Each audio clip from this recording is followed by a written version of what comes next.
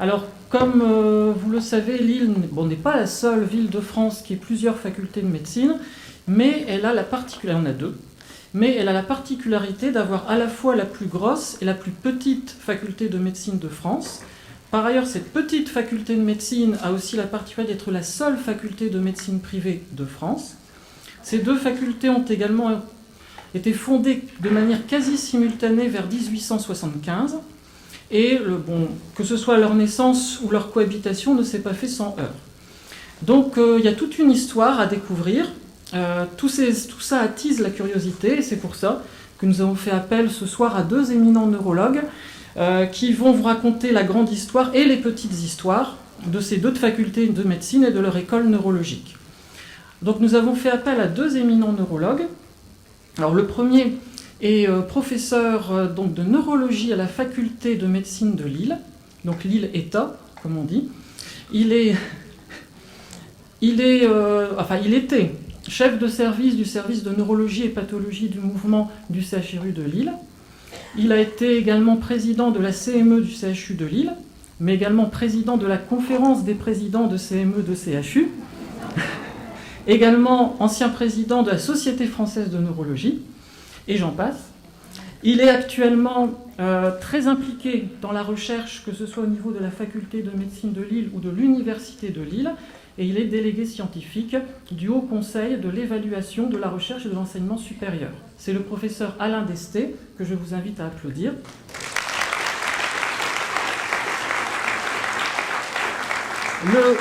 Le deuxième intervenant est professeur de neurologie. Il est chef du service de neurologie de l'hôpital Saint-Vincent-de-Paul à Lille. Il est également président du réseau G7, notre réseau sclérose en plaques. Et il est surtout l'actuel doyen de la faculté de médecine et de maïeutique. Alors pour ceux qui n'osent pas poser la question, maïeutique, c'est les études de sage-femme. Et donc je vais passer la parole à monsieur le doyen. Patrick Hautecoeur.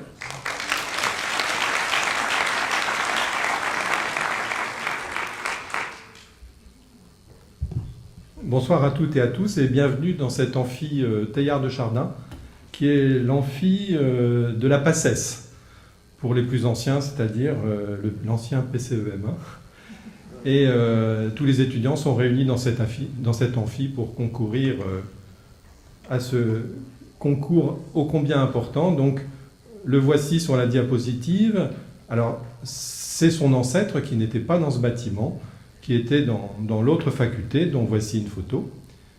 Et ça fait des années maintenant que je participe aux congrès nationaux ou internationaux, et il n'est pas une soirée, lors d'un repas, après un ou deux verres, où les gens osent me dire « Mais c'est quoi la Cato à Lille? Pourquoi y a-t-il une faculté à la Cato à Lille ?»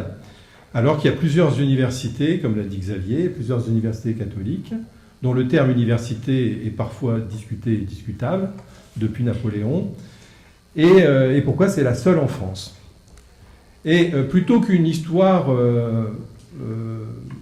comment tu l'avais intitulée, controversée, moi je parle plutôt d'une histoire tourmentée, car on ne peut comprendre l'existence d'une faculté libre, le terme vient d'une loi de 1875, que si l'on se fait un petit retour en arrière pour expliquer un peu que lors de la Révolution française, toutes les facultés ont été supprimées. Il y avait eu la loi Le Chapelier pour les corporations, et puis il y a eu, sous la Convention, sous Robespierre et compagnie, il y a eu suppression de toutes les universités et des facultés, en disant que, bien sûr, ils n'avaient pas complètement tort, il y avait un pouvoir religieux très hippocratique qui régnait un peu partout, en pensant aussi que la Révolution française, de par la liberté, allait faire disparaître les maladies, c'est ce qui était écrit, que l'abolition du royaume obscur du savoir des privilégiés, par la violence majestueuse de la lumière, sans cloison pour le regard, allait faire en sorte que la prévention était telle qu'il n'y avait plus de maladies. Les guerres napoléoniennes, et même avant les guerres de la Révolution, ont fait que très vite on s'est aperçu qu'il manquait de médecins. Ce n'est pas la première fois dans l'histoire qu'on s'aperçoit après quelques années qu'on a besoin de médecins. On augmente le numerus clausus en disant maintenant il manque de médecins. Et Antoine de Fourcroy, c'est un personnage important pour les étudiants de la PACES, puisqu'on en parle souvent en cours de sciences humaines, et le premier qui a rétabli d'abord des écoles non pas de médecine, mais des écoles de santé, vous voyez la nuance, puis des écoles de médecine. Et c'est sous le consulat que l'on a rétabli des cliniques, enfin on a même établi des cliniques dites hospitalo-universitaires, le chef de clinique étant un terme avec une définition bien propre, et les concours d'externat et d'internat. Et puis, comme on manquait de médecins, il y avait d'un côté les docteurs en médecine et de l'autre côté les officiers de santé, avec des termes de l'époque, la médecine transcendante et supérieure pour les médecins, la médecine vulgaire et commune pour les officiers de santé. Il suffisait de connaître le patois du coin pour pouvoir être officier de santé, il n'y avait pas d'examen pour eux. Et puis arrive l'Empire, et l'Empire s'étend au-delà de la France. Il y a eu à peu près 10 universités impériales en Europe, sous domination française. Et c'est vrai que, contrairement à ce que disent notamment certains anciens premiers ministres, Napoléon est vraiment le successeur de la Révolution, et uniquement de la Révolution française, parce qu'il mettait en avant le public, l'État, face à l'enseignement privé, qu'il soit ecclésiastique ou même laïque. Et donc ceci a fait qu'au début de la Troisième République, en France, il y avait très peu de facultés de médecine, il y avait beaucoup d'universités européennes florissantes, et progressivement se sont ouvertes des écoles secondaires, et historiquement, Lille n'est arrivée qu'après Amiens, et l'école secondaire de Lille, créée en 1805, n'est devenue une véritable école préparatoire pour des officiers de santé et des médecins en 1852. Et le Deuxième Empire a été une catastrophe sur le plan médical, avec d'un côté, vous le voyez, une pénurie médicale. On est passé de 18 000 médecins en France en 1846 à 15 000 avant Sedan. En même temps, donc un marasme de l'enseignement supérieur, notamment en médecine, parce qu'il n'y avait pas de médecins. En même temps, vous avez ici la carte de l'illettrisme de la fin du Second Empire. On n'a pas la médaille d'or, mais pas loin. L'illettrisme. On parlait dans les textes de l'abcès du Vieux-Lille qui était crevé par la disparition, l'arrivée du boulevard de la Liberté et donc la disparition de l'extrémité est du Vieux-Lille, et que cet abcès s'est déversé dans les communes nouvelles de Oisem et d'Équerre. Et puis les maladies de l'époque étaient essentiellement des maladies infectieuses. Et l'état des hôpitaux à Lille, géré par l'administration des hospices de Lille, sous la direction du maire de Lille, vous aviez l'hôpital Saint-Sauveur. Aujourd'hui, c'est en gros le quartier de la mairie. Vous aviez l'hospice général. Il y a une erreur, j'ai mis hôpital, mais c'est l'hospice général. Il y avait l'hospice gantois, lieu maintenant cher aux neurologues quand ils viennent en congrès à Lille. Et puis, Napoléon III était passé à Lille et il avait été très marqué par un enfant qui avait été amputé à la suite d'un accident dans une usine. Et il avait dit qu'il faut faire un hôpital moderne, et ça a été l'hôpital Sainte-Eugénie, naturellement, avec 400 lits de prévus. Et lorsqu'arrive le désastre de Sedan, cet hôpital est construit, mais il n'y a pas un centime pour faire tourner cet hôpital. Donc en 1871, début de la Troisième République, 3 facultés en France, un contraste extrêmement fort avec ce qui se passe en Europe, exactement de la même façon qu'à la Renaissance, les facultés françaises étaient vraiment très loin des grandes universités européennes, et que la méthode anatomoclinique est due à toute cette révolution depuis la Renaissance jusqu'à Napoléon, où on est devenu, le système français, l'un des meilleurs en anatomoclinique. Et donc en 1872, le conseil municipal de Lille, comme Bordeaux, comme Lyon, comme d'autres, demande la transformation de son école préparatoire en faculté, ce qui est refusé par le responsable de la commission, Paul Bert, on en reparlera, et surtout c'est voté par l'Assemblée de 1874, en rappelant qu'à cette époque, l'Assemblée était encore très monarchiste. Les éléments mis en avant, c'est qu'il n'y a pas assez de médecins pour enseigner, qu'il n'y a pas assez d'étudiants, et puis ça coûte trop cher. Bon, on entend encore parfois ce langage. Et même le maire de Lille de l'époque, André Castelbéguin, dit « Quant à vouloir dès aujourd'hui l'ouverture d'une faculté à Lille, il faut en reconnaître l'impossibilité, les éléments faisant défaut, le personnel, etc. » Bon, on va voir qu'il va changer d'avis en quelques mois.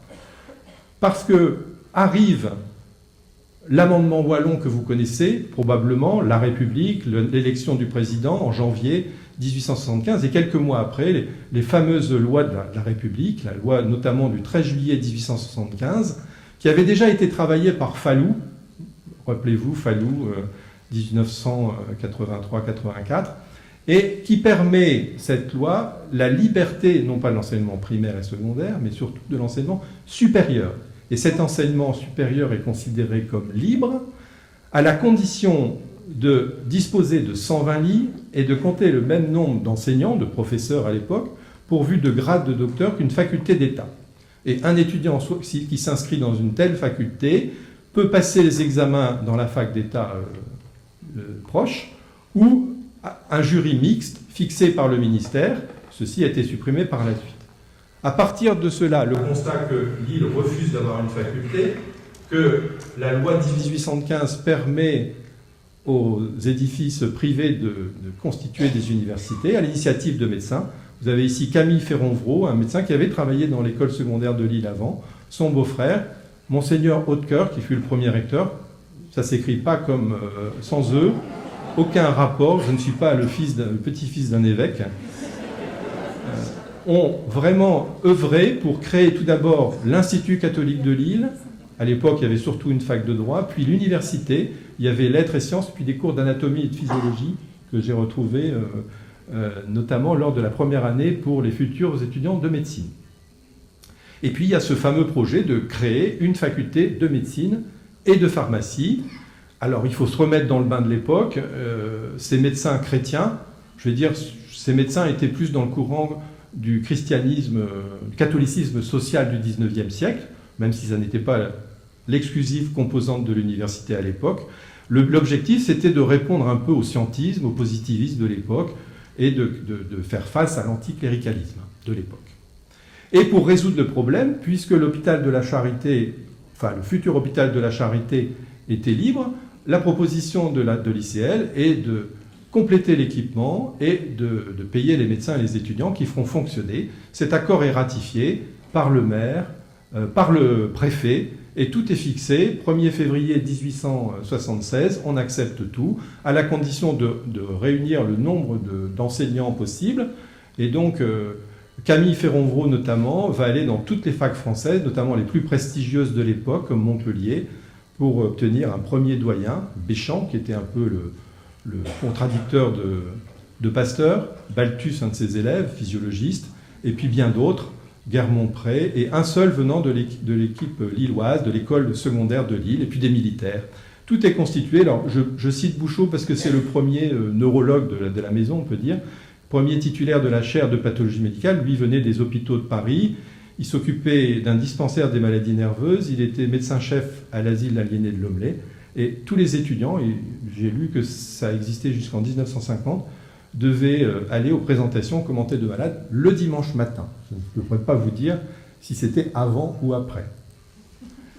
Et les élections font qu'il y a une modification gouvernementale en rappelant qu'à cette époque, le président de la République est Patrice MacMahon, plutôt monarchiste, et que le Sénat est plutôt droite, alors que le gouvernement passe plutôt chez les républicains du centre et de gauche. Et puisque l'autorisation était fixée pour le 1er octobre, la réaction gouvernementale s'est allée très vite de faire changer d'avis le maire de l'époque, et un décret est signé le 31 août 1876, publié au JO très rapidement, pour qu'il y ait une fac d'État. On parle de 2 circonscriptions. En gros, j'ai retrouvé la circonscription, il y avait le boulevard de la Liberté, pour ceux qui connaissent, et le boulevard Jean-Baptiste Lebas. Tout ce qui était du côté Vieux-Lille, c'était l'Île-État, et tout ce qui était les nouveaux quartiers, c'était la Cato. Et donc, vous voyez que l'État, quand il veut, peut aller très vite. En quelques mois, le 12 novembre 1876, la faculté de médecine est ouverte, et le premier doyen s'appelle Cazeneuve, qui n'est pas non plus un ancêtre de qui vous savez, mais qui était le directeur de l'école secondaire de médecine de l'école secondaire de Lille. Et puis très vite, le gouvernement Wellington supprime les jurys mixtes. L'ICL, bien sûr, se trouve désemparé, puisque l'accord qui avait été donné d'avoir des lits à l'hôpital de Sainte-Eugénie étant tombé, L'affaire est allée jusqu'au Conseil d'État, je pense que le président de la République est intervenu aussi à l'époque, pour annuler la décision, et ce qui a permis d'avoir une faculté le 6 juillet 1877, officiellement reconnue. Les premiers malades arrivant le 25 juin 1877, pour ceux qui aiment l'histoire, c'est un an pile poil après la bataille de Little Bighorn. Et in fine, la décision gouvernementale et du maire de Lille était aucune faculté en 1874. Et en 1877, voilà qu'il y a 2 facultés de médecine à Lille qui vont se partager Sainte-Eugénie, si j'ose dire, enfin qui vont se partager l'hôpital de la Charité en aile droite et aile gauche. Et la médecine à l'époque se faisait beaucoup aussi dans les dispensaires. Et pour ce qui nous concerne, il y avait Saint-Raphaël et Sainte-Camille, une maternité. Et puis le choix de la faculté, c'était logique de la faire à côté de Sainte-Eugénie, mais le préfet a refusé. Et donc, ceux qui connaissent le Vieux-Lille, la première faculté de médecine de la Cato était au 78 rue de la Barre. Maintenant, ce sont des immeubles résidentiels. Avant la construction, pour 1882 et 83, de notre faculté de médecine qui a été rénovée vraiment brillamment il y a peu. Et puis, avant de passer la parole au professeur Alain Desté, je rappelle que par la suite, il y a eu des extrêmes des 2 côtés, que je résume un peu avec des journaux aussi propagandistes et extrémistes que d'un côté l'Action française, que de l'autre côté l'Écho du Nord ou le Progrès du Nord, les uns réclamant l'absence de toute catholicité et de l'autre côté une action française un peu dominante dans les esprits. Et la conclusion qu'on peut en tirer pour cette première partie, c'est que finalement, quand les extrêmes s'opposent, nous n'avançons pas bien vite. Je passe la parole au professeur Desté.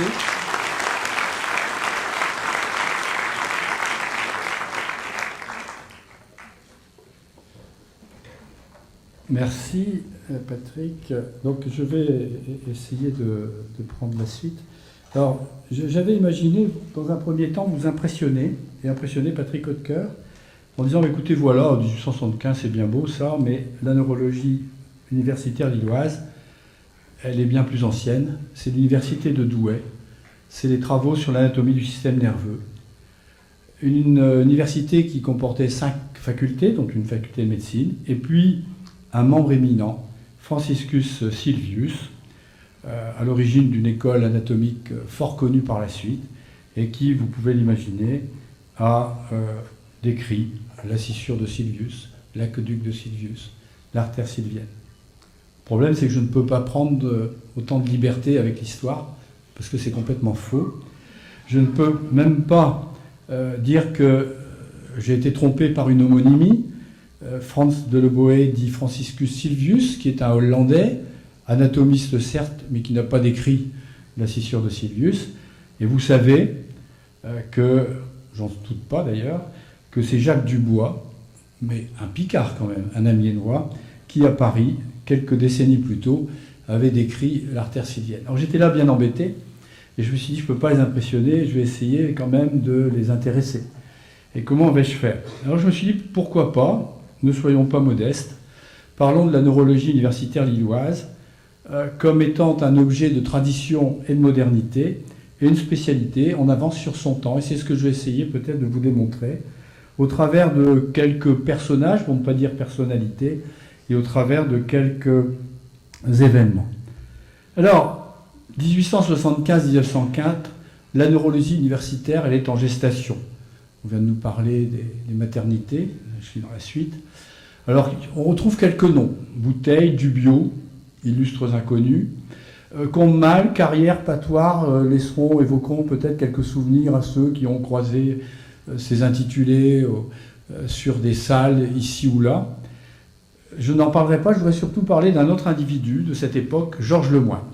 C'est aussi un voisin puisqu'il est né à Rouen, mais il est allé faire ses études à Lyon, en tout cas son internat. Et là, il s'est intéressé, après quelques années, à la fonction d'aliéniste, et il est devenu interne des asiles d'aliénés. Puis il est devenu très vite chef de clinique des maladies mentales et nerveuses auprès d'un professeur, Pierry, qui était l'élève de Charcot. Rappelez-vous-en, vous verrez tout à l'heure que ça peut être intéressant. Et alors on lui dit, il faut passer le concours. Et il va passer le concours avec succès d'agrégé de pathologie interne et médecine légale. Alors à l'époque, Les pathologies externes, c'était grossier, c'était les chirurgiens, pour faire simple. Pathologie interne, c'était les intellectuels, les médecins. Et comme ils étaient très, très intelligents et très intellectuels, ils pouvaient en général faire autre chose que de la médecine interne, pathologie interne. Ils faisaient de l'anatomie pathologique, de la médecine légale. Lui, il est médecin légiste, et puis il est aussi médecin de l'asile d'Armentières. Alors ça paraît très simple, en fait. C'est intéressant de savoir comment il en est arrivé là. Il en est arrivé là d'abord parce qu'il voulait aller partout sauf à Lille. Mais on lui a dit, il était allé voir Charcot. Et Charcot, pour rebondir sur ce qu'a dit notre ami Patrick, lui dit « Qu'à cela ne tienne, nous vous voulons à Lille et c'est là que vous serez nommé. » Vous voyez que la liberté existait à l'époque devant les grands patrons. Mais pourquoi, dit-il? Pas plus. Mais pourquoi? Parce qu'à Lille, il y a une faculté catholique et que nous voulons lui opposer des sujets jeunes, pleins d'allant, sachant bien faire la leçon et capables de prendre les premières places. Vous voyez que déjà, à l'époque, il y avait une position qui s'affirmait et qui pouvait décider de l'avenir de jeunes hospitalo-universitaires. Un peu curieux d'ailleurs, le jeune Lemoine. Il dit « J'acceptais Lille. J'y voyais des très grands avantages. Un double traitement. 5000 comme agrégé, 3000 comme médecin aliéniste. » Il n'était pas, à proprement parler, détaché des biens de ce monde. Il ajoute quand même qu'il y avait aussi un grand service de 700 malades. Et vous imaginez quel pouvait être le travail de ces médecins en charge de 700 patients, à voir on ne peut plus régulièrement. J'ose imaginer. Alors, Lemoine, je ne l'ai pas surligné, mais je vous demande de lire attentivement. Je ne l'ai pas surligné parce que je n'ai pas encore trouvé la solution pour surligner de façon régulière. Si quelqu'un d'entre vous a la solution, je suis preneur. Alors, ce qui est intéressant, c'est de voir le pauvre Lemoine. Il arrive de Lyon, il ne voulait pas aller à Lille. Je débarquais par une pluie mêlée de neige sur une place de forme arrondie où 3 ou 4 petits tramways attendaient, attelés de 2 chevaux fatigués, et dont l'intérieur rempli de paille offrait aux voyageurs un aspect peu engageant. On imagine, hein, une grande rue mal éclairée, la rue Féderbe, s'ouvrait devant moi. De rares passants affairés allaient à grands pas. Des magasins sombres, vides d'acheteurs, paraissaient aussi tristes que la rue elle-même. Un seul, une confiserie, on voit déjà les problématiques alimentaires qui se profilent, où derrière la vitre se balançait un ours mécanique, attirait les regards par une lumière plus éclatante. Tout le reste paraissait mort. Vous voyez l'accueil du pauvre Lemoine. Le pauvre Lemoine va quand même faire carrière, Dieu merci pour lui. Il est nommé professeur de thérapeutique en 1889. Je vous précise que c'est rapide. Je vous précise aussi que les agrégés à l'époque étaient nommés pour une période. Et au terme de la période, s'il n'y avait rien, c'était terminé. Il est médecin de l'asile d'Armentières, puis de l'asile de Bailleul, celui des femmes. Puis il devient responsable, il devient médecin de la clinique médicale de la Charité, on en a parlé tout à l'heure, de la Charité, et il en assure la responsabilité à partir de 1896, et ce jusqu'en 1928. Et durant toute cette période, Lemoine, qui a donc un passé de chef de clinique de neurologie, mais qui est aussi un interniste, va être considéré comme le neurologue référent de la grande région du Nord. Georges Lemoine, la neurologie, je vous ai dit, tradition et modernité. Alors la tradition, ce sont ses travaux de recherche. Un peu curieux. L'histologie du tissu conjonctif et l'anatomie générale du cordon ombilical, thèse de médecine enthousiasmante. La thèse d'agrégation ne l'est pas moins, l'antisepsie interne. Je ne l'ai pas lu, je n'ose imaginer ce que l'on demandait d'avaler. Publication clinique et thérapeutique, il y a là une appétence pour le traitement. Sémiologie et étiologie d'épilepsie, bien sûr, traitement du tabès par le mercure, on n'échappe pas à la syphilis nerveuse. Forme clinique de la grippe, déjà, il n'y avait pas encore les vaccinations que vous connaissez. Traitement des bronchopneumopathies, tout ça paraît bien banal finalement.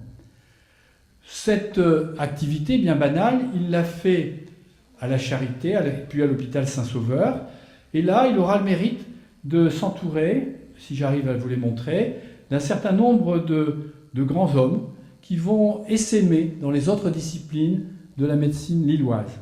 Charles Auguste, une terreur, me rappelle Antoine Cortot, qui ne l'a pas connu, mais le père Paris s'en souvenait. Gastro-entérologie. René Legrand, le grand patron de la cardiologie, Et puis le professeur Minet, le grand patron de la pathologie respiratoire, et ici, sérieux comme un pape, je peux le dire ici, Georges Lemoine. La modernité, c'est d'abord une vision novatrice de la médecine. On a beau être neurologue, on est aussi pathologiste interne, et il est normal que l'on intervienne au Congrès français de médecine à Toulouse. Et lui, il intervient sur quoi? Sur l'instrumentation médicale. Alors cela va vous paraître tout à fait banal, mais à l'époque, il parle du stéthoscope, il parle du thermomètre et de la thermométrie, qui donne des chiffres exacts depuis peu. Il évoque le microscope, et surtout, il fait allusion à la découverte de Röntgen, et là, il évoque les débuts de l'imagerie médicale. Et vous connaissez, vous qui êtes neurologue, l'importance aujourd'hui de cette technique d'exploration, qu'elle soit morphologique, parce qu'elle était peut-être balbutiante à l'époque, ou maintenant fonctionnelle. En tout cas, en tant que neurologue, il évoque aussi, et c'est un précurseur, le rôle de l'environnement et de la génétique. Alors je ne vous dis pas la totalité du texte parce qu'il concerne la région du Nord, et les détails concernant l'environnement, la génétique et les conséquences sont un peu lourdes pour nous. Il écrit simplement que la race, c'est la génétique, le climat d'une région, le genre de vie, exerce une action indiscutable sur le développement, la fréquence et l'évolution de divers processus pathologiques. Le Nord, de par l'humidité de son climat, et j'en arrêterai là. La modernité, c'est aussi rapprocher neurologues et aliénistes. Il y a encore dans cette salle quelques neuropsychiatres ou des gens qui ont été neurologues et psychiatres. Ils seront heureux peut-être de savoir que c'est au Congrès international de médecine mentale à Paris, en 1889, que sur l'incitation de Georges Lemoine, les aliénistes français décident d'une réunion annuelle qui aura lieu l'année suivante pour la première fois à Rouen. C'est le premier congrès des aliénistes français. Très vite, et les neurologues libéraux de langue française accepteront cette proposition, ce congrès devient le congrès des aliénistes des pays de langue française. Puis, en 1894, et le rôle de Lemoine est là aussi important, ce congrès devient celui des médecins aliénistes et neurologistes de France et des pays de langue française. Et vous connaissez tous la suite. Là, c'est la photo de Bailleul, 1906, le congrès dans la région Nord. En 1958, le congrès de psychiatrie et neurologie de langue française, auquel Pierre Roireau, et j'y reviendrai tout à l'heure, a consacré tant de temps et d'énergie pour qu'il perdure et se développe. Georges Lemoine, la modernité, la start-up, créateur de start-up. En 1940, c'est l'Exode. Et à Moulins, dans un petit fascicule historique, je retrouve 3 laboratoires de Lille se sont repliés à Moulins où ils se sont installés. Le laboratoire Stenay, le laboratoire Amido et le laboratoire Liposeptine. Très intéressant.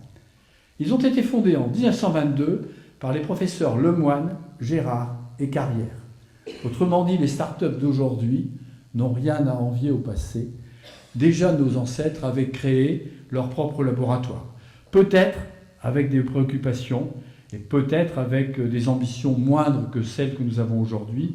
Quand on regarde la bilifluine, la chrésopyrine, les vaccins pulmonaires, la sténergine, le crésotanol, le bomcrésa et l'atocrasine, des noms, je pense que vous en serez d'accord, qui n'incitent guère à la consommation.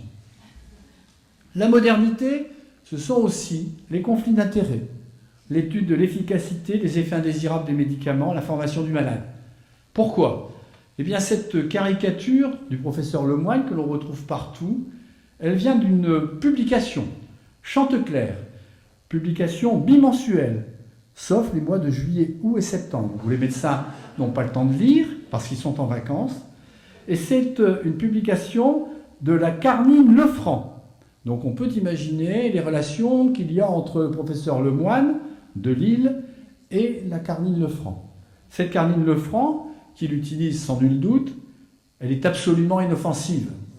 On peut donc douter de son effet. Et elle a un goût agréable. Et là c'est intéressant puisqu'elle permet de l'administrer à l'insu du malade dans du lait, de l'eau, du thé léger, froid ou tiède. Vous voyez que c'est un précurseur parce que finalement il nous permet d'évoquer ici des problèmes qui sont encore véritablement d'actualité. Alors tout cela pour aboutir après quelques années à la naissance véritable, la naissance officielle de la neurologie universitaire. Et là, c'est le nom de Léon Engelrens qu'il faut évoquer. Je n'ai malheureusement pas trouvé de portrait autre que celui-ci qui se trouve dans notre propre salle des thèses. C'est un jeune enfant né à Lille qui, en 1872, d'une vieille et modeste famille du Nord, fait ses études de médecine à Lille, devient externe des hôpitaux de Paris, mais trouve que c'est mieux d'aller à de Lille, pense que c'est mieux d'aller à Paris, donc devient externe des hôpitaux de Paris, pour redevenir ensuite chef de clinique médicale et médecin des hôpitaux de Lille, en particulier auprès du professeur Frédéric Combemal. En 1904, lui aussi va passer l'agrégation de médecine générale. On ne parle plus de pathologie interne et de médecine légale. Vous voyez qu'on continue à associer deux, quelquefois même trois disciplines. Et surtout, pour la première fois, il y a quelqu'un, c'est lui, qui est chargé officiellement du nouveau cours des maladies du système nerveux. Et à la même époque, il va instaurer une consultation, une véritable consultation de neurologie. Léon Engelrens n'échappe pas à la tradition. Ce sont ses travaux de recherche qui en témoignent. Il est un élève de Desgering, avec qui il fait sa thèse, et il travaillera bien sûr sur les formes, sur le tabes dorsalis, les formes anormales, en décrivant en particulier une forme du cône terminal du tabes dorsalis. Ce travail est suffisamment important pour mériter d'être cité quand même dans la Gazette hebdomadaire de médecine et de chirurgie, ce qui est le témoin d'un travail remarquable. La tradition va se poursuivre. Ces travaux de recherche, les réflexes cutanés de défense, et puis une liste ici dressée par son fils, le professeur Engelrens, une liste dressée manuellement au moment où son père décède. Donc le tabes du cône terminal, il a étudié les névrites du diabète sucré, l'hérédosyphilis du système nerveux bien sûr, le traitement de l'apoplexie, de la migraine, des épilepsies, de la chorée, du tabes, on y revient, des tics, des zonas, des névrites, de la neurasthénie. Le spasme oculaire dans l'encéphalite, la neuromyélite optique aiguë, certains s'y retrouveront, la paralysie dans le rétrécissement mitral, l'opération de Ranke dans les crises gastriques du tabes, l'hémiplégie au chloroforme, l'épilepsie procursive, etc. Donc une production énorme, mais non spécialisée et finalement dans l'air du temps. Alors pour trouver une modernité chez M. Engelrens, en dehors de, par ailleurs, bardé d'énormes qualités, il faut aller à la mobilité.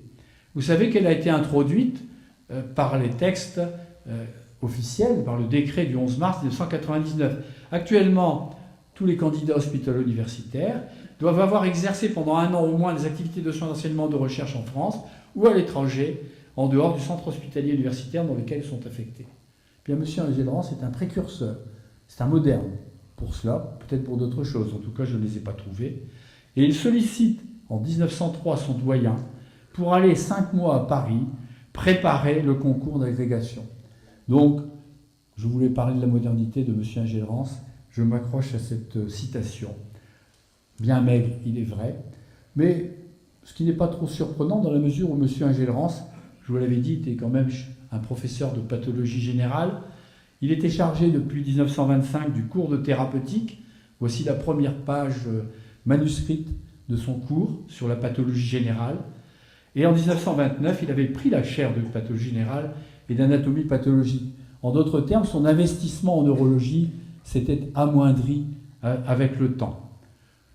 Je vais vous faire remarquer ici qu'il décrit la pathologie spéciale, il la distingue de la pathologie générale, pour dire que la pathologie spéciale crée les cadres, la pathologie générale les détruit, la pathologie spéciale différencie les cadres, la pathologie générale les unifie. Ceux que ça intéresse pourront consulter les quelques notes que j'ai encore en ma possession. Sur 4 pages, il n'y a pas beaucoup d'idées finalement. Alors, la neurologie est en difficulté, puisque M. Engelrens s'en désintéresse un peu. Et c'est la psychiatrie qui va venir au secours de la neurologie universitaire lilloise. En effet, c'est Georges Raviard, chargé de cours des maladies mentales depuis 1905, titulaire de la chaire de psychiatrie depuis 1914, créateur de la clinique d'Ekern, dans le territoire de la Cato, si j'ai bien compris, organisé avec l'équipe de l'Université de Lille. On sent là la notion de service hospitalo-universitaire, qui va sauver la neurologie lilloise en faisant venir un jeune interne, en 1922, un interne des hôpitaux d'Alger, Paul Nérac. Paul Nérac, c'est l'essor de la neurologie lilloise. Il est docteur en médecine en 1923, médecin des hôpitaux psychiatriques en 1925, agrégation en 1927, professeur agrégé en 1929, chargé de cours, professeur de neurologie en 1941, chaire de la clinique neurologique et psychiatrique en 1947, responsable à l'hôpital suburbain de Saint-André, après avoir travaillé pendant quelque temps dans 2 baraquements, d'un énorme service de neuropsychiatrie, 240 lits seulement, parce qu'il a eu la gentillesse et la grandeur d'âme de laisser 80 lits à un jeune collaborateur, le professeur Émile Laine. Paul Nérac, qui rejoindra en 1958 la cité hospitalière, avec cette fois 120 lits de neurologie et 90 lits de psychiatrie. Paul Nérac, c'est difficile de parler de la tradition. Finalement, il n'est guère traditionnel. Par contre, il est beaucoup plus facile de parler de modernité pour lui. Pourquoi ? Eh bien parce qu'il va obtenir que la neurologie et la psychiatrie se retrouvent en une seule et même chaire lorsqu'il revient en période après la guerre. Parce que ses travaux de recherche sont originaux. Il travaille sur la dégénérescence hépatolenticulaire. Il est le premier en France à publier sur la maladie de Wilson. Il travaille sur les maladies neurodégénératives. Il est responsable de la 2e observation française anatomoclinique de maladie d'Alzheimer. Il applique à la médecine, à la neurologie, les mathématiques et les statistiques. Par exemple, le travail l'analyse statistique des données de la numération leucocytaire. Il travaille beaucoup sur le cerveau, la relation cerveau-machine, en laissant des traces. Certains d'entre vous, mais je ne pense pas qu'ils soient nombreux, se rappelleront peut-être Gérard Milbled essayant de faire marcher un fauteuil automatique. Il travaille aussi sur la psychologie. Il introduit la psychologie dans les études médicales, la psychologie et la psychiatrie. Et il insiste beaucoup sur l'importance de la relation médecin-malade. Tout le monde insiste sur son humanité. Et il va aider au développement de la neurochirurgie. Je vous ai déjà parlé d'Émile Laine. Peut-être même en ayant opéré lui-même. J'ai retrouvé trace de son nom dans quelques textes qui le laissent à penser.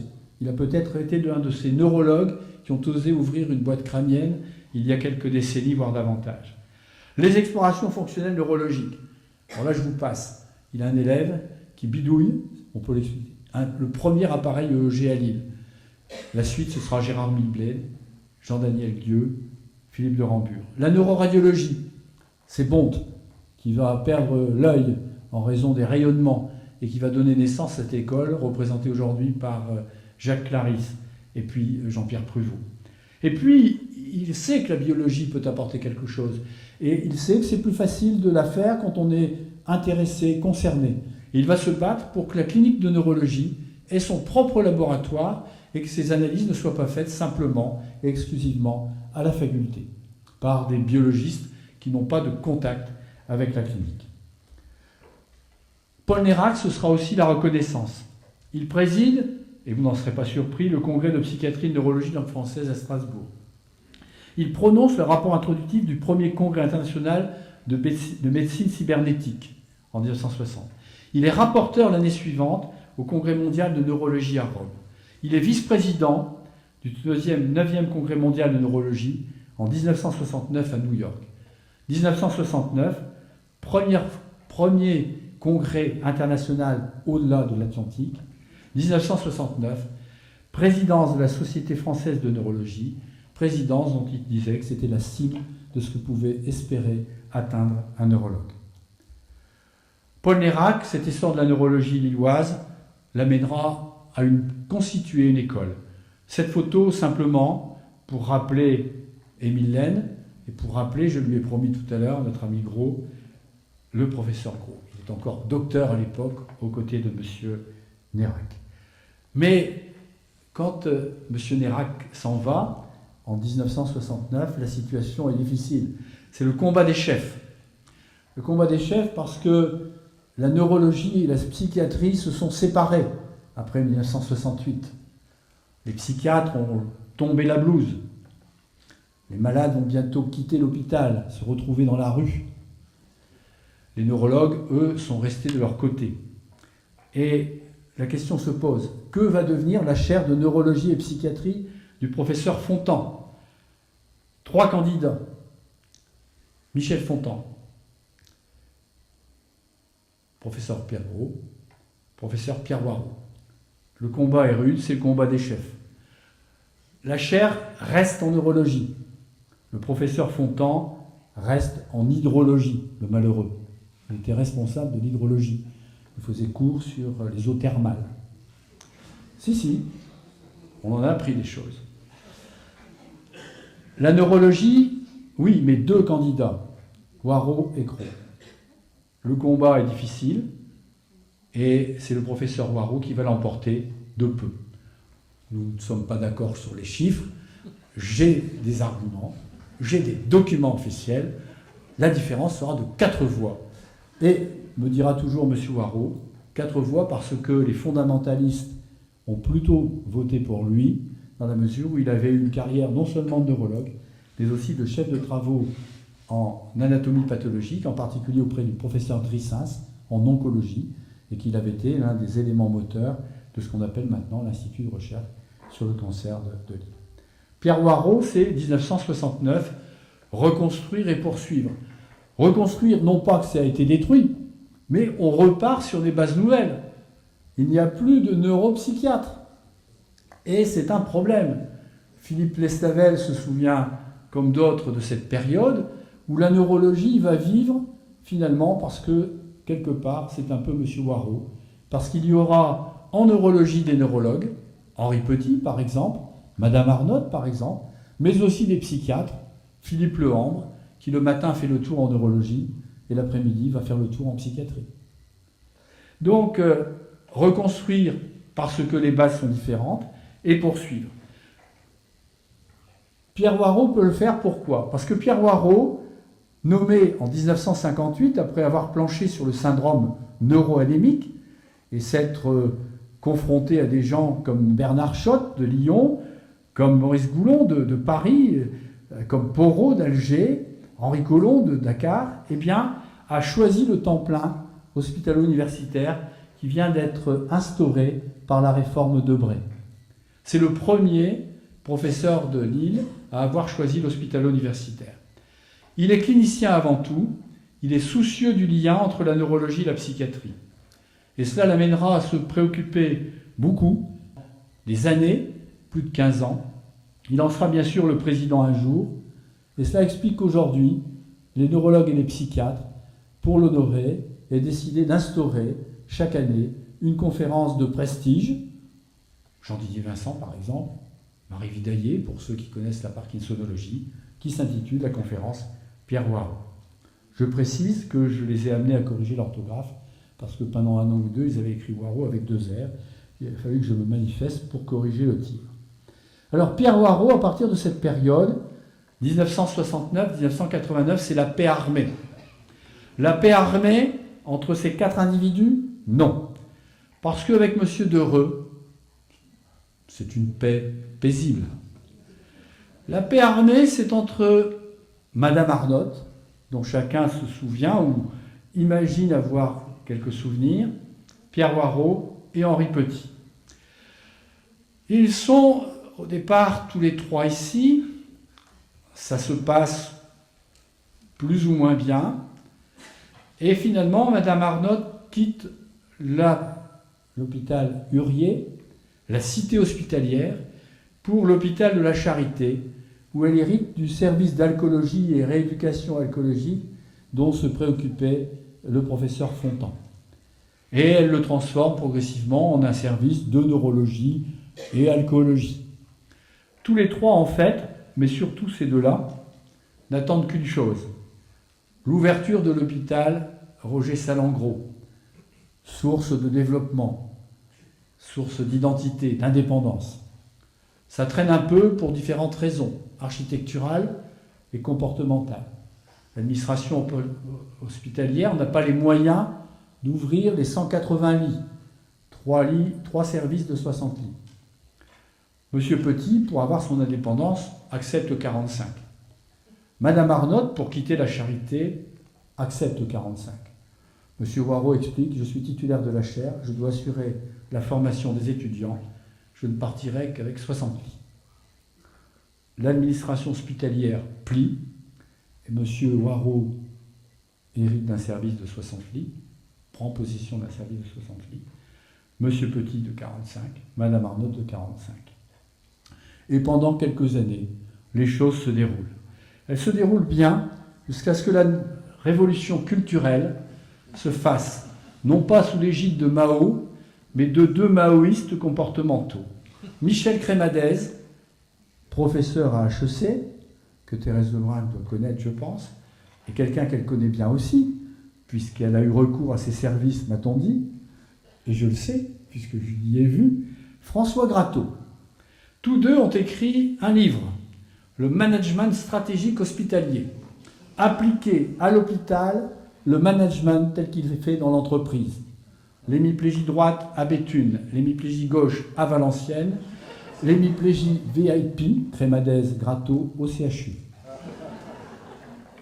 Comme je l'ai expliqué à Crémadez au jour, que j'ai revu par la suite, si vous mettez, il arrivait de chez Michelin, si vous mettez un pneu sur un train à destination de Bordeaux, il ne dira rien. Si vous mettez un Valenciennois dans une ambulance à direction de Béthune, ça n'ira pas. Passons. Passons, pourquoi? Parce que cette démarche stratégique, faite de choix, d'orientation, de spécialisation des services, de développement de nouveaux modes de prise en charge, d'hospitalisation programmée, va finalement arriver à convaincre une équipe neurologique dans laquelle quelqu'un a pris une place prépondérante, Henri Petit. Il l'a prise, cette place, parce que en 1989, Monsieur Waro, Madame Arnott ont cessé leurs activités, que j'ai remplacé Monsieur Waro, et que Didier Lès a, et là c'est véritablement hérité du service de Madame Arnott, qu'il va orienter vers la pathologie neurovasculaire. Je m'arrêterai là pour l'histoire, pour dire simplement, peut-on être satisfait de cette évolution? Alors, je pense que oui. Deux professeurs, donc nous avons transformé l'essai, Madame Arnott, Madame Pasquier, Madame Cordonnier. La féminisation est une réalité. 4 professeurs sans eux de neurologie, praticiens hospitaliers, une maîtresse de conférence, plutôt maître de conférence, une vingtaine de praticiens hospitaliers, 7 chefs de clinique, des neurologues en neurophysiologie, c'est important. Philippe Gallois, qui est dans la salle, le sait. L'équipe précédente n'était pas faite de neurophysiologiques. Aujourd'hui, Philippe de Rambure, Christelle Charlet-Monaca, François Cassine qui est là, William Surail, sont tous des neurologues. En neuropathologie, Vincent de Ramcourt. En santé publique, je rappelle que le bon professeur Salomé a été mon interne. En pharmacologie, je rappelle que les professeurs Bordet, De Planck et De Vos ont été nos internes. Aux urgences, je n'en dirai pas plus. Et des services de neurologie dans la plupart des hôpitaux de la région. Une activité qui n'a plus grand-chose à voir avec ce qui était autrefois. 15 000 séjours l'an dernier, 35 000 actes externes et consultations. Et puis des structures labellisées sur lesquelles je passe vite. Une recherche labellisée et une visibilité de la recherche au sein de notre établissement, puisque en toute modestie, comme vous pouvez le voir, le poids de la neurologie clinique est aujourd'hui très largement en avant devant les autres spécialités dans le CHU de Lille. Donc finalement, une histoire faite de tradition et une histoire faite de modernité dont on peut, en toute modestie, je sais, en toute modestie, être satisfait. Merci.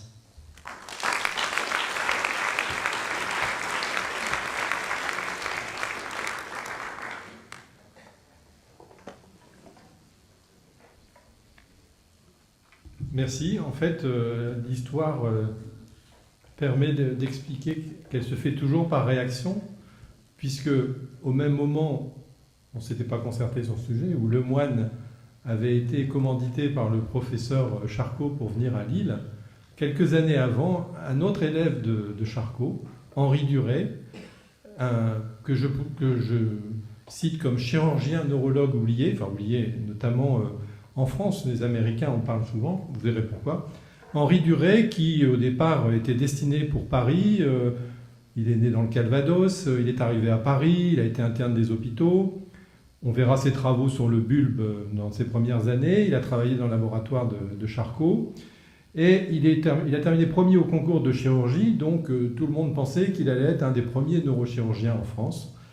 Et puis, malheureusement, il faut se rappeler la situation politique de l'époque, avec Charcot qui avait de très grandes qualités, mais il faut le rappeler, Charcot était bonapartiste sous Napoléon III, est devenu très républicain et anticlérical rapidement, notamment avec Bourneville. Bourneville qui était député extrême gauche à Paris. Et comme Duret avait travaillé avec son maître en partie, puisqu'il était plus chirurgien, il a été éliminé, il a échoué 2 fois à l'agrégation, avec des articles à l'époque des autres qui disaient mais il était brillant, mais parce qu'il était monarchiste. Et on retrouve ces extrêmes qui font que les personnes quittent l'endroit où ils ont été mis en exergue. Il arrive à la Cato, Camille Ferronvreau fait tout pour faire venir, mais l'archevêque de Fontaine-Cambrai refuse sa nomination puisqu'il est élève de Charcot, qu'il a écrit, il a publié avec Bourneville, et le comble, il a participé à une école d'infirmiers, alors que de l'autre côté, on pensait que seules les religieuses pouvaient être infirmières. Mais Camille Ferronvreau, qui est un grand personnage, à tel point que la faculté de médecine et maïeutique, je peux le dire maintenant, va être bientôt nommée comme bâtiment Camille Ferronvreau, un médecin qui est devenu après un industriel, mais qui a fait énormément pour nous. Il a été doyen, donc je reviens à Duret. Duret, finalement, a été accepté, il est venu chez nous, il a obtenu la chaire de pathologie chirurgicale, chirurgie générale. Il n'a pas pu développer, on va le voir, la neurochirurgie. Un neurologue qui a été doyen 3 fois et qui avait une capacité de travail extrêmement importante et qui laisse un souvenir impérissable de maîtrise parfaite et de pédagogie pour les étudiants. Et puis, sa devise était « Science et religion ». Il était membre associé de l'Académie de médecine, membre actif de la Société de neurologie, et concernant ses travaux, lorsqu'il était chez Charcot, un laboratoire annexé du service de Charcot, il a travaillé notamment sur la circulation du bulbe, ça a été publié avec peut-être Bourneville, je ne sais plus si c'est celle-là, mais il a travaillé beaucoup sur la distribution des artères nourricières du bulbe rachidien. Et puis il a été parmi les premiers à parler de la distinction pour la vascularisation du cerveau entre ce qui est noyaux gris centraux et les circonvolutions. Et puis alors, vous savez que, en tout cas dans nos questions d'internat, on parlait toujours de l'artère de l'hémorragie cérébrale de Charcot. En fait, c'est dans l'équipe de Charcot que Duret a décrit que les artères lenticulostriées sont impliquées peuvent se rompre. Et il y a eu une polémique avec Heubner, qui pensait que les artères qui vascularisaient ces noyaux gris centraux, c'était plus l'artère cérébrale antérieure. Et d'ailleurs, Aitken refusait le concept de Duret et parlait d'artère de Heubner. Et dans des articles récents, notamment américains, on voit que le mot de Duret revient. De même, pour la vascularisation du corps calleux, parmi les plus anciens, j'ai oublié un je suis désolé, à Saint-Drôme, je ne sais pas si tout le monde... Il y a eu un livre qui a été constitué sur la disconnexion calleuse, en tout cas nous on travaillait là-dessus. Et pour la vascularisation du splénium du corps calleux, il y avait une rivalité entre l'artère péricalleuse postérieure, branche terminale de l'artère cérébrale antérieure, ce qu'avait mis en avant Duret au début, et d'autres qui pensaient que c'était les cérébrales postérieures. Et Escourolle, en 1974, rétablit la vérité en parlant de la vascularisation avec l'artère de Duret pour cette partie particulière du corps calleux. Il a travaillé aussi beaucoup avec Carville sur les fonctions des hémisphères cérébraux. J'ai regardé un peu, en fait ça a servi un peu pour les travaux de Charcot et notamment les leçons, bien après celles de la CEP, parce que la CEP c'est en 1868 la leçon. Et alors, son grand travail, et d'ailleurs il va continuer à travailler dans ce domaine quand il viendra à Lille, son énorme travail c'est sur les traumas crâniens. Ce fut sa thèse inaugurale en 1978. Il remettait en question un peu tous les travaux Morgagni, Valsalva sur les vibrations et les contre-coups. Et puis ça a été un des premiers, d'ailleurs, un prix Nobel parlait des hémorragies de durée pour expliquer qu'un trauma crânien pouvait entraîner des micro-traumatismes hémorragiques dans le tronc cérébral, et que ce tronc cérébral était vraiment un centre important neurovégétatif. On avait à l'époque des belles formules du type Morien, je suppose que c'est juste avant la mort. Et le gasp terminal est un terme beau aussi, je trouve, pour expliquer ce centre de la vie viscérale. Et avant Cushing, il parlait déjà d'une augmentation de la pression artérielle systémique en conséquence des traumas crâniens. Alors, il a poursuivi tout ça, donc il a été doyen longtemps, donc à mon avis, quand on est doyen, on n'a pas forcément beaucoup de temps, malheureusement, pour se passionner par son thème principal. Et il a néanmoins continué après, jusqu'à sa mort, en écrivant plusieurs ouvrages sur les traumas crâniens, fort intéressants. Et puis, au début, en 1903, il a fait une revue de la littérature mondiale, qui a été à l'époque une référence, à partir des 400 observations sur les tumeurs cérébrales, une sorte d'encyclopédie des tumeurs cérébrales, dont j'ai retrouvé ici trace. Et puis, à Lille, finalement, les relations n'étaient pas aussi mauvaises qu'on peut l'expliquer parfois. Donc, j'ai retrouvé une diapo pour la Croix-Rouge de Lille avec Calmette et puis Camelot et Delépine, des gens d'ici. Les publications dans la revue neurologique sur l'hypertension artérielle pseudo-tumorale, et ça vaut le coup de le relire aujourd'hui, avec à l'époque une présentation et des commentaires de tous les grands maîtres parisiens de l'époque. À l'époque, pour présenter à la Société française de neurologie, c'était du sérieux, c'était pas uniquement payer sa cotisation, c'était d'abord et avant tout avoir l'autorisation de présenter à la Société française de neurologie. Et parmi les vieilles références de l'EMC, notamment sur la syphilis et la sclérose en plaques, avec notamment son fils, Jean-François Devreux, sur la sclérose en plaques, quelque chose de très intéressant. Et j'ai retrouvé, pour ceux qui ont les vieux traités de médecine de Masson, en 1949, les neurologues de l'époque s'étaient séparés de travail, et Jules Devreux avait beaucoup travaillé sur la sclérose en plaques, les ADEM d'aujourd'hui, et la NMO, qui à l'époque était considérée comme une forme clinique, pendant encore très longtemps, une forme clinique de la sclérose en plaques, de même que la Corée de Sydenham. Et puis, M. Waro aimait bien rappeler que pour la maladie de Refsum, et effectivement, on peut retrouver ça aussi, en 1961, les premiers cas français de maladie de Refsum ont été décrits par Jules Devreux, qui le considérait à l'époque comme une forme clinique du dégénérisme de Tasse. Et à côté d'un clinicien vraiment incontournable, on peut le dire à l'époque d'un chercheur, il fut aussi un humaniste et un fin lettré, d'où ses écrits sur la maladie d'Émile Verhaeren. Et puis, pour nos journées médicales, bien après son départ en retraite, tout le monde attendait avec impatience le discours de clôture du professeur Jules Devreux. Et Sophie-Anne, qui est présente dans la salle, sa petite fille, m'a rappelé que quelques mois avant sa mort, il avait encore fait un discours dans sa maison de retraite, sans papier, à 90 ans. Il a laissé plusieurs élèves. Le premier, qui m'est personnellement le plus cher, c'est le professeur Jean-François Devreux, qui fut vraiment un chef d'école. Philippe Gallois et moi-même sommes ses élèves.